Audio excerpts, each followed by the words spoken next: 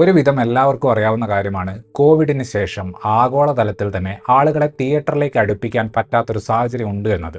വിരൽത്തുമ്പിൽ ഗംഭീര സീരീസുകളും ചിരിപ്പിക്കുന്ന റീലുകളും കിട്ടുന്ന സമയത്ത് വിനോദത്തിന് വേണ്ടി തിയേറ്ററുകളെ മാത്രം ഡിപ്പെൻഡ് ചെയ്യേണ്ട ഒരു സാഹചര്യം നിലവിൽ പ്രേക്ഷകനില്ല. അതുകൊണ്ട് തന്നെ അവർ അഭിപ്രായം നോക്കിയും സിനിമ തരുന്ന ബിഗ് സ്ക്രീൻ എക്സ്പീരിയൻസ് നോക്കിയുമൊക്കെയാണ് ഇന്നൊരു പടം കാണാൻ തീരുമാനിക്കുന്നത്. ഇതിലേക്കെല്ലാം പ്രേക്ഷകരെ എത്തിച്ചതിൽ ഒരു പ്രധാന ഘടകം ടിക്കറ്റ് നിരക്കും അനുബന്ധ ചെലവുകളുമാണ്. ഇൻഫ്ലേഷൻ നിരക്കുകളും കാര്യങ്ങളും വെച്ച് ടിക്കറ്റ് നിരക്കുകൾ കൂടുക എന്ന് പറയുന്നത് സ്വാഭാവികമാണ്. ഇന്ന് പൊതുവെ തിയേറ്ററുകൾ തരുന്ന ഓഡിയോ വിഷ്വൽ എക്സ്പീരിയൻസ് വെച്ച് നോക്കുമ്പോൾ 150 മുതൽ 200 വരെയൊക്കെ അവർ വാങ്ങുന്ന ടിക്കറ്റ് നിരക്കുകളെ പൂർണ്ണമായും അടച്ചാക്ഷേപിക്കാൻ സാധിക്കില്ല. പക്ഷേ പലപ്പോഴും തിയേറ്ററുകൾ കൊടുക്കുന്ന സൗകര്യവും അവിടെ നമ്മൾക്ക് ചെലവാകുന്ന കാശും തമ്മിൽ ഒരു അന്തരം അനുഭവപ്പെടാറുണ്ട്. അതിൽ പ്രധാനികൾ നാഷണൽ ചെയിൻ മൾട്ടിപ്ലക്സുകളാണ്. PVR ഐനോക്സ്, സിനിപോളിസ്, മിറാജ് എന്നിവയാണ് കേരളത്തിൽ നിലവിൽ പ്രവർത്തിക്കുന്ന നാഷണൽ ലെവൽ മൾട്ടിപ്ലക്സ് ചെയിനുകൾ. ഇവിടങ്ങളിലെ ടിക്കറ്റ് നിരക്കുകൾ വളരെ വിചിത്രമാണ്. ഇക്കഴിഞ്ഞ ആഴ്ച ആളുകൾ ഒട്ടും കയറാതായപ്പോൾ 99 രൂപയുടെ ടിക്കറ്റ് നിരക്ക് ഇക്കൂട്ടർ പ്രഖ്യാപിച്ചിരുന്നു. ബോളിവുഡിൽ ഒരു പടവും ഓടാഞ്ഞ പല സാഹചര്യങ്ങളിലും 99 രൂപ ടിക്കറ്റ് ഓഫറുകളും ബൈ വൺ ഗെറ്റ് വൺ ഓഫറുകളും വെള്ളിയാഴ്ചകളിൽ അടക്കം ഇക്കൂട്ടർ കൊടുത്തു. അതായത് ആളുകൾ തിയേറ്ററിൽ വരുന്നില്ല എന്ന യാഥാർത്ഥ്യം മനസ്സിലാക്കി എങ്ങനെയും അവരെ അവിടെ എത്തിക്കാൻ ഇക്കൂട്ടർ പല അടവും പയറ്റുന്നുണ്ട്. ഇതിൽ വിചിത്രമായി എനിക്ക് അനുഭവപ്പെട്ടിട്ടുള്ളത് സിനിമകളുടെ ക്വാളിറ്റി കുറവ് മാത്രമാണ് ആളുകളെ തിയേറ്ററുകളിൽ നിന്ന് അകറ്റുന്നത് എന്ന ഇവരുടെ ഡിലൂഷണൽ ആയിട്ടുള്ള വിശ്വാസമാണ്. പണ്ട് നമ്മുടെയൊക്കെ പോക്കറ്റിലെ ഒരു പാസീവ് ചെലവായിരുന്ന സിനിമ കാണൽ ഇന്ന് ഫാമിലി ബജറ്റിൽ സ്ഥാനം പിടിക്കുന്ന അവസ്ഥയിലേക്ക് പോയിട്ടുണ്ട്. അതിനെ ആ നിലയിലേക്ക് എത്തിച്ചതിൽ വലിയൊരു പങ്ക് PVR അടക്കം വരുന്ന ഈ കോർപ്പറേറ്റ് സെറ്റപ്പിനാണ്. ഞാൻ താമസിക്കുന്നത് കോഴിക്കോടാണ്. ഇവിടെയുള്ള പ്രധാന മൾട്ടിപ്ലക്സ് ചെയിൻ സിനിപോളിസും മിറാജുമാണ്. ഏറ്റവും ചുരുങ്ങിയത് 200 തുടങ്ങി 240 അല്ലെങ്കിൽ 260 വരെയാണ് ഇവിടെ സിനിപോളിസ് വീക്കെൻഡ് ടിക്കറ്റ് നിരക്ക് വെക്കാറുള്ളത്. അല്ലാത്ത സമയങ്ങളിൽ കുറഞ്ഞാൽ തന്നെ ഏറ്റവും മുന്നിലെ സീറ്റിന് 180 വരെ അവർ താഴ്ത്തും. മിറാജും സമാനമായ നിരക്കിൽ തന്നെയാണ് ടിക്കറ്റ് വിൽക്കുന്നത്.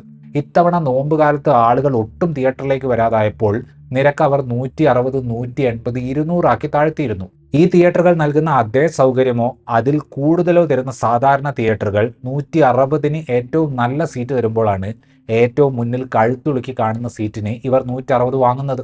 സാധാരണ തിയേറ്ററുകളും മൾട്ടിപ്ലക്സ് സ്വഭാവമുള്ള ലോക്കൽ തിയേറ്ററുകളും 150-ൽ തുടങ്ങി പരമാവധി 200-ൽ നിർത്തുമ്പോഴാണ് ഈ കൂട്ടർ മിക്കപ്പോഴും 200-ൽ ടിക്കറ്റ് നിരക്ക് തുടങ്ങുന്നത്.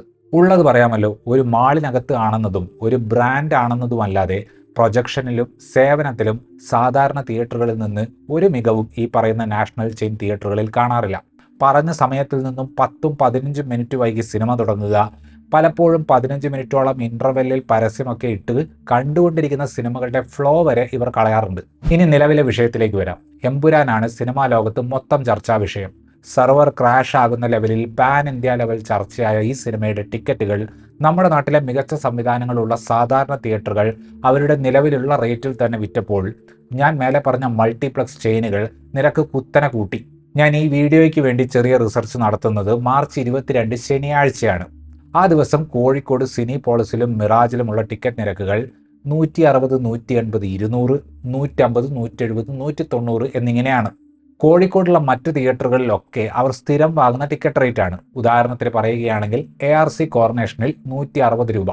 ഇനി എമ്പുരാൻ ഇറങ്ങുന്ന മാർച്ച് 27 നോക്കുകയാണെങ്കിൽ സിനിപോളിസ് ടിക്കറ്റ് റേറ്റുകൾ 260, 300, 320, മിറാജിൽ അത് 240, 260, 280 എന്നിങ്ങനെയുമാണ്. 320 രൂപ വാങ്ങുന്ന സിനിപോളിസിൽ ഡോൾബി അറ്റ്മോസ് പോലും ഇല്ല എന്ന് ഓർക്കണം. ടിക്കറ്റ് കിട്ടാനില്ലാതെ വന്നപ്പോൾ പിന്നീട് ആഡ് ചെയ്ത ഷോകൾക്ക് ഇവർ വാങ്ങുന്ന പൈസ 360, 380, 400 എന്നിങ്ങനെയാണ്. അതായത് ഒരേ ദിവസം ഏറെക്കുറെ ഒരേ സമയത്ത് ഒരേ സൗകര്യമുള്ള തിയേറ്ററുകളിൽ 2 നിരക്കിന് ആളുകൾ സിനിമ കാണും. എമ്പുരാൻ ഇറങ്ങുന്ന അതേ ദിവസം ഇറങ്ങുന്ന വിക്രം നായകനാകുന്ന വീരധീര സൂരൻ എന്ന സിനിമയ്ക്ക് ഇവർ ഈടാക്കുന്നത് 220, 240, 260 എന്ന നിരക്കാണ്. കൊച്ചിയിലെ കൊള്ളയും സമാനമാണ്. ലുലു മാളിലെ PVRൽ എമ്പുരാന് 280, 300, 800 എന്നിങ്ങനെയാണ് നിരക്കെങ്കിൽ ഫോറം മാളിൽ അത് 300, 320, 340, 750 എന്നിങ്ങനെയും PXL ലാർജ് ഫോർമാറ്റിന് 400, 500, 900 എന്നിങ്ങനെയുമാണ് rate. Lulu mall PVR March 23 ഞായറാഴ്ച ഈടാക്കുന്ന നിരക്ക് 160, 180, 200-ഉം ഫോറം മാൾ PVR 160, 170, 180-ഉമാണ് ചാർജ് ചെയ്യുന്നതെന്ന് ഓർക്കണം. കൊച്ചിയിൽ സിനിപോളിസും ഒട്ടും മോശമല്ല. മാർച്ച് 23 ഞായറാഴ്ചയുള്ള അവരുടെ നിരക്ക് 150, 170, 200 ആണെങ്കിൽ എമ്പുരാൻ അവർ വാങ്ങുന്നത് 300, 350, 400 ആണ്. അതായത് ഞായറാഴ്ച വാങ്ങുന്നതിൻ്റെ 2 ഇരട്ടിയാണ് വ്യാഴാഴ്ച വാങ്ങുന്നത്. സ്കോപ്പ് റേഷ്യോയിൽ വരുന്ന പടത്തിന്റെ ഐമാക്സ് പതിപ്പിനും 800 തുടങ്ങി 1000 രൂപ വരെയാണ് ചാർജ്. കോയമ്പത്തൂരുള്ള ഐമാക്സിൽ എമ്പുരാൻ കാണാൻ 410 രൂപയെ ചെലവുള്ളൂ എന്ന് ഓർക്കണം. കഴുത്തറപ്പൻ നിരക്കിന് പേര് കേട്ട ബാംഗ്ലൂരിൽ സാധാരണ സീറ്റുകൾക്ക് ഇതേ PVRും സിനിപോളിസും 300-ൽ താഴെ നിരക്ക് വാങ്ങുമ്പോൾ കേരളത്തിൽ അവരുടെ പല ഷോകൾക്കും ബേസ് പ്രൈസ് 300 ആണ്. പണ്ട് ഓൺലൈൻ ബുക്കിംഗ് ഒന്നും ഇല്ലാത്ത കാലത്ത് ബ്ലാക്കിൽ ടിക്കറ്റ് വിൽക്കാറുണ്ടായിരുന്നു. രാജ്യത്തെ നിയമ സംവിധാനങ്ങൾ കൂട്ടുനിൽക്കുന്ന ബ്ലാക്കിൽ ടിക്കറ്റ് വിൽക്കൽ പരിപാടിയാണ് എമ്പുരാനെ ചുറ്റിപ്പറ്റി നമ്മുടെ നാട്ടിലെ നാഷണൽ ലെവൽ മൾട്ടിപ്ലക്സുകൾ ചെയ്യുന്നത്. എമ്പുരാൻ ഇറങ്ങുന്നതിന് മുന്നേയായി പലരും ചർച്ച ചെയ്ത ഒരു സംഗതിയായിരുന്നു അതിൻ്റെ അനാമോർഫിക് ആയ വീതി കൂടിയ ആസ്പെക്ട് റേഷ്യോ. സമചതുര ആസ്പെക്ട് റേഷ്യോയിൽ നിന്ന് വീതിയേറിയ സിനിമാ സ്കോപ്പ് ആസ്പെക്ട് റേഷ്യോയിലേക്ക് സിനിമ മാറാൻ ഒരു കാരണമുണ്ടായിരുന്നു. 50കളുടെ തുടക്കത്തിൽ ടെലിവിഷന്റെ കടന്നുവരവോടെ ആളുകൾ തിയേറ്ററിൽ വരുന്നത് ഗണ്യമായി കുറഞ്ഞപ്പോൾ തിയേറ്ററുകൾ മാത്രം തരുന്ന ഒരു എക്സ്പീരിയൻസ് ക്രിയേറ്റ് ചെയ്യേണ്ടതായി വന്നു. അങ്ങനെയായിരുന്നു അന്നത്തെ ഒതുങ്ങിയ ടിവിയിൽ നിന്ന് വ്യത്യസ്തമായ പരന്ന ദൃശ്യങ്ങൾ കാണിക്കുന്ന സിനിമാ സ്കോപ്പ് സിനിമകൾ വരുന്നത്. പറഞ്ഞു വരുന്നത് കോവിഡാനന്തരം 50കൾക്ക് സമാനമായ രീതിയിൽ ആളുകൾ തിയേറ്ററിലേക്ക് വരുന്നതിൽ ഗണ്യമായ കുറവ് സംഭവിച്ചിട്ടുണ്ട്. അവരുടെ സമയത്തിനും കാശിനും വില നൽകുമെന്ന് അവർക്ക് തോന്നുന്ന തിയേറ്റർ അനുഭവങ്ങൾക്കേ ഇപ്പോൾ അവർ കാശ് മുടക്കാൻ സാധ്യതയുള്ളൂ. നല്ലതാകുമെന്ന് ട്രെയിലർ കണ്ട് പ്രതീക്ഷ തോന്നി ആളുകൾ ടിക്കറ്റ് ബുക്ക് ചെയ്യാൻ വരുമ്പോൾ അവരെ കത്തിമുനയിൽ കൊള്ളയടിക്കുന്നത് പോലത്തെ പരിപാടി കാണിച്ചാൽ അധികം വാങ്ങിയ കാശ് നിങ്ങൾക്ക് അനുഭവിക്കാൻ യോഗമില്ലാതായി പോകട്ടെ എന്ന് പ്രാഗിയിട്ടേ ആരും ആ പണം കൊടുക്കാൻ സാധ്യതയുള്ളൂ. സിനിമാ തിയേറ്ററുകളെ ഇന്ന് പലരും മനസ്സില്ലാ മനസ്സോടെ പോകുന്ന അല്ലെങ്കിൽ വല്ലപ്പോഴും പോകുന്ന സ്ഥലമാക്കി മാറ്റുന്നത് ഇത്തരത്തിലുള്ള നനഞ്ഞിടം കുഴിക്കുന്ന ടിക്കറ്റ് നിരക്കും ഭക്ഷണ നിരക്കുമാണ്. 200 രൂപയിൽ താഴ്ന്ന ഒരു സ്നാക്ക് ഐറ്റം PVR സിനിപോളിസ് പോലത്തെ തിയേറ്റർ ശൃംഖലകളിൽ കിട്ടില്ല. ഒരു റെസ്റ്റോറൻറ്റ് പണിതിട്ട് അവിടെ ഭക്ഷണം കഴിക്കാൻ വരുന്നവർക്ക് സിനിമ ഇട്ട് കൊടുക്കുന്നത് പോലെയാണ് ഈ മുൻനിര കുത്തക മൾട്ടിപ്ലക്സുകൾ പ്രവർത്തിക്കുന്നത്. അഭ്യർത്ഥിക്കാനുള്ളത് 3 കൂട്ടരോടാണ്. ആദ്യത്തേത് നാഷണൽ ചെയിൻ മൾട്ടിപ്ലക്സുകളോട്. ലോക്കൽ തിയേറ്ററുകൾക്കുള്ളതും നിങ്ങൾക്ക് ഇല്ലാത്തതുമായ ഒന്നുണ്ട്: പേട്രൻസ്.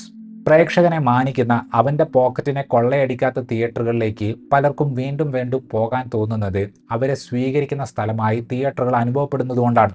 സിനിമകൾ മോശമാകുമ്പോൾ, ആളുകൾ വരാതിരിക്കുമ്പോൾ 99 രൂപയ്ക്ക് ടിക്കറ്റ് തന്ന് കാലിൽ വീഴുകയും നല്ലൊരു സിനിമ വരുമ്പോൾ പ്രേക്ഷകന്റെ കഴുത്തിന് പിടിക്കുകയും ചെയ്യുന്ന നിങ്ങളെ സിനിമ എന്ന കലാരൂപത്തിന്റെ അഭ്യുദയകാംക്ഷികളായിട്ട് അരിയാഹാരം കഴിക്കുന്ന ആർക്കും തോന്നില്ല.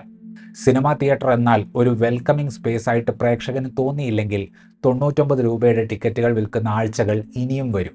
രണ്ടാമത് പറയാനുള്ളത് സർക്കാരിനോടാണ്. അയൽ സംസ്ഥാനമായ തമിഴ്നാട്ടിൽ ടിക്കറ്റ് നിരക്കുകൾക്ക് അവിടുത്തെ സർക്കാർ ഒരു ക്യാപ്പ് വെച്ചിട്ടുണ്ട്. ഏത് കോർപ്പറേറ്റ് ഭീമനാണെങ്കിലും ഇത്ര നിരക്കിന് മുകളിൽ ടിക്കറ്റ് വിൽക്കാൻ പാടില്ല എന്ന്. കുറച്ച് ദിവസങ്ങൾക്ക് മുന്നേ കർണാടക സർക്കാരും ഇങ്ങനെ ഒരു നയം പ്രഖ്യാപിച്ചിരുന്നു.